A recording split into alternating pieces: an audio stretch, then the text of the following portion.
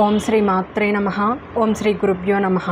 నేను మీ తాడీశ్వరి. పూర్వజన్మల్లో ఎప్పుడో మీరు ఏదో అదృష్టం చేసుకున్నారు కాబట్టి ఈ జన్మలో మీకు గొప్ప తల్లిదండ్రులు వచ్చారు.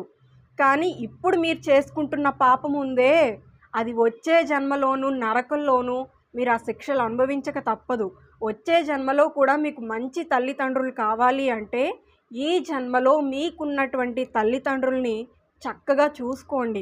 వృద్ధాశ్రమాలకి పంపకండి.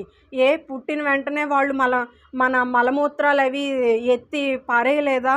ఎందుకు అసహించుకోవాలి? చెప్పండి, ఎందుకు అసహించుకోవాలి?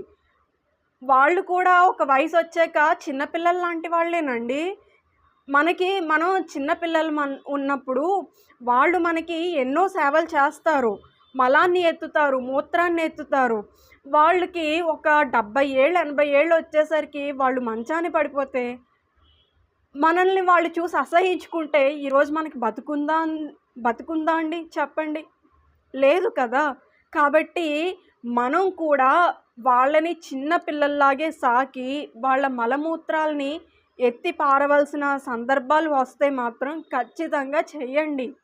అది వచ్చే జన్మల్లో మనకి తరించడానికి అవకాశం ఉంటుంది. భగవంతుడు మనకి ఇంకా గొప్ప తల్లిదండ్రులను ఇవ్వడానికి అవకాశం ఉంటుందండి.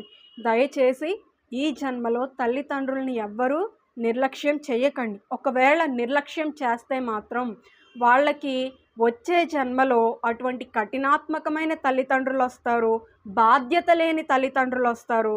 దానివల్ల మీరు ఎంతగానో దుఃఖిస్తారు. ఇదంతా గరుడ పురాణంలో ఉందండి.